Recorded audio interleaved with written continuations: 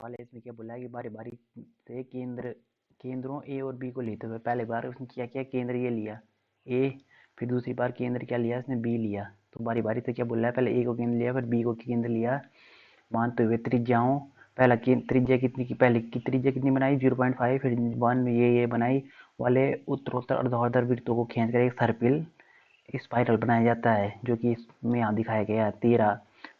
क्रमागत अर्धवृत्तों से बने इस सर्पिल की कुल लंबाई क्या होगी। तो वो क्या बोला है कि उसने क्या बोला हमें कि सबसे पहले हमने इसको केंद्र माना ए को, और हमने यहाँ से एक अर्ध सर्पिल यानी कि अर्धवृत्त खींचा, एक सर्पिल यानी कि एक अर्धवृत्त बनाया सबसे पहले हमने ये, और फिर ऐसे ऐसे अर्धवृत्त बनाते बनाते हमने बहुत सारे क्या बना दिए, अर्धवृत्त बनाए, जिनसे कि एक सर्पिल बन गया, नहीं बन रहा है ना सर्पिल, यूं स्पाइरल यूं बनेगा गोल। तो अब फिर पहली बार हमने ये इसको केंद्र माना, फिर बाद में ये इसको केंद्र माना, तो इसको जब हम बी को केंद्र मानेंगे तो दूसरा सर्पिल कहाँ बनेगा, अब दूसरा सर्पिल ये बनेगा ना, यहाँ से आगे चले होंगे ये। फिर तीसरी बार ए को सर्पिल माना, फिर अगली बार हम किसको मानेंगे केंद्र, पहले ये माना और फिर ये माना, और अब हमने फिर बी को केंद्र मान रखा है, ये आए हम, और ये फिर अगली बार किसको केंद्र मानेंगे हम, क्योंकि हमें अब हमें इस पर चलना है ना। तीसरा अर्धवृत्त कैसे बनेगा, अब तीसरा अर्धवृत्त कैसे बनेगा, अब ये तीसरा अर्धवृत्त यानी कि फिर इस पर चलना है हमने, तो इसका केंद्र क्या हो जाएगा, फिर ए हो जाएगा। फिर हमने क्या किया, फिर अब हम और आगे चलेंगे, फिर हम और आगे चलेंगे, फिर हमने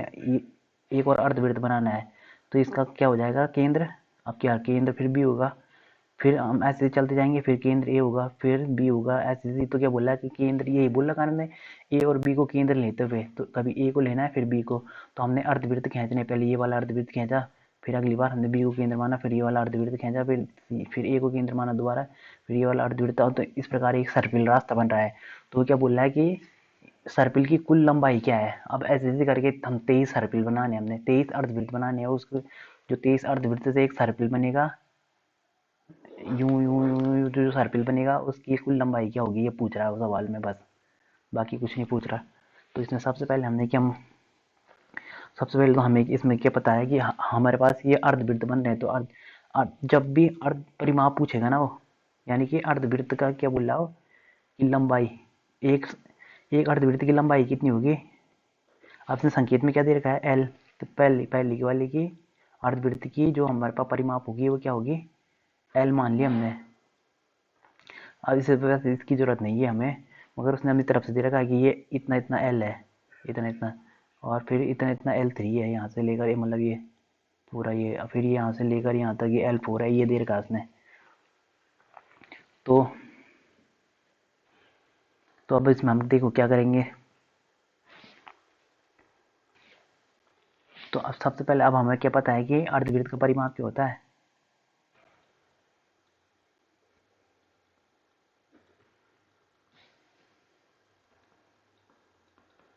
तो अर्धवृत्त का परिमाप होता है पाई आर, पूरे पूर्ण वृत्त का क्या होता है 2 पाई आर, तो अर्धवृत्त का क्या हो जाएगा 2 पाई आर ही तो होगा हाफ, तो पाई आर यानी कि जो हमारे पास ये है ना, ये इतनी इतनी इतनी पैरामीटर, यानी कि इतना इतना क्या हो गया पाई आर होगा। अगर यहाँ से चलना प्रारंभ करें यहाँ तक, तो ये पाई आर चलेंगे हम। तो अब क्या बोल रहा है कि अब हम जो पहले वाला सर्पिल है, जो पहले वाला अर्धवृत्त है, हमने उसका परिमाप कितना मान लिया, P1 मान लिया, और जब P1 माना तो हमें क्या होगा पाई, और आर पहले वाले का क्या है, आर पहले वाले का है 0.5, 0.5, और पी उसने क्या बोल लगा कि पी बराबर 22/7 ले सकते हो। तो अब हम पी बाद में लेंगे 22/7 सबके साथ, तो पाई हम बाद में लेंगे, तो ये होगा, ये कितना हो जाएगा, इस हम कैसे लिख सकते हैं,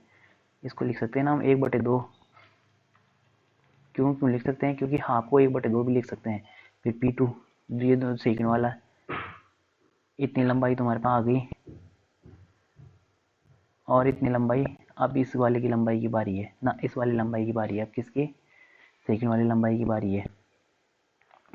अब इसकी बारी है, यहाँ से लेकर जो यहाँ तक जितने ये होगा, ये कितना होगा, P2 होगा हमारे पास, ये वाला पैरामीटर, हाँ पैरामीटर अर्धवृत्त का। तो ये P और Q कितना है, इसकी त्रिज्या कितनी है, 1, तो ये जाएगा पाई। फिर P3 की इक्वल टू कितना हो जाएगा,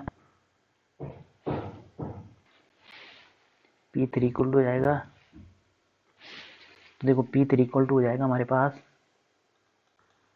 पाई इंटू 1.5, तो 1.5 यानी कि इसे लिख सकते हैं हम 3/2 या 3 पाई/2 लिख सकते हैं। हमारे पास ए पी क्या बन गई, ए पी तो बन गई हमारे पास, तो ये बन गई हमारे पास पहला, सबसे पहले ये पाई/2, फिर है पाई, फिर है 3 पाई/2, यानी कि हमारे पास कितने का अंतर पड़ रहा है, 0.5 का अंतर पड़ रहा है ना। ऐसे ऐसे करके कहाँ तक जाना हमें, 13 पद तक, 13 तक जाना हमें, 13 तक, 13 पद तक। वो क्या बोला है कि 13 पद तक जितने सर्पिल बनेंगे उनकी लंबाई, जितने अर्धवृत्त बनेंगे उनकी टोटल लंबाई। तो अब क्या बोल रहा है हमारे पास, ए इक्वल तो क्या आ गया हमारे पास पाई/2, और डी इक्वल टू आ गया हमारे पास पाई/2 ही आएगा। क्यों, अगर हम पाई से पाई/2 घटाएंगे, यानी कि A2 से A1 घटाएंगे, तो ये होगा पाई/2 ही आएगा हमारे पास। तो अब हम इसमें क्या फॉर्मूला लगा रहे हैं, अब हम 13 लगा देंगे इसमें 13, तो इसलिए सर्किल की कुल लंबाई, तो S13 लगा देंगे हम, तो ये हो जाएगा N/2, वही फॉर्मूला लगेगा N/, यानी कि 13/2 2A, ये हो जाएगा 2A प्लस N-1, तो 12 इंटू डी कितना हो जाएगा, 2, तो ये हो जाएगा,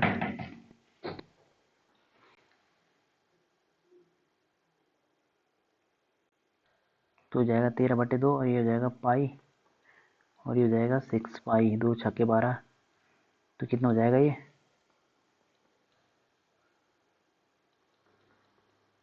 7 पाई। अब ये आ गया हमारे पास। अब हम एस एन इक्वल टू क्या रख रहे हैं, एस एन, तो एन, अब पाई पाई का मान उसने हमें दे रखा है 22/7, 7, और ये हो गया 22/7 cut, S N equal to कितना आएगा,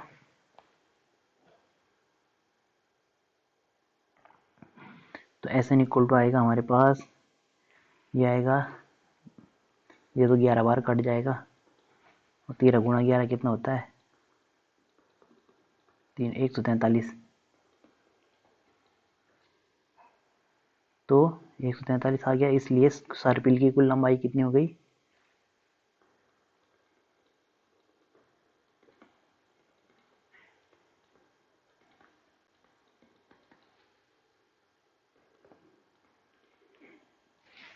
143 सेंटीमीटर। यही है इसका आंसर। एक बार फिर से देखो हल्का फुल्का। तो सबसे पहले इसने क्या बोला कि हमें ए को केंद्र मानकर, ये पहली बार हमने ए को केंद्र मानकर क्या करना है, एक अर्धवृत्त पे चलना है। ये चला हम अर्धवृत्त पे। फिर दूसरी बार क्या बोल रहा है कि फिर हम अब बी को केंद्र मानकर, फिर अब की अगली बार बी को केंद्र मानकर हमने अर्धवृत्त पे चलना है। तो इस अब यार ये है बी,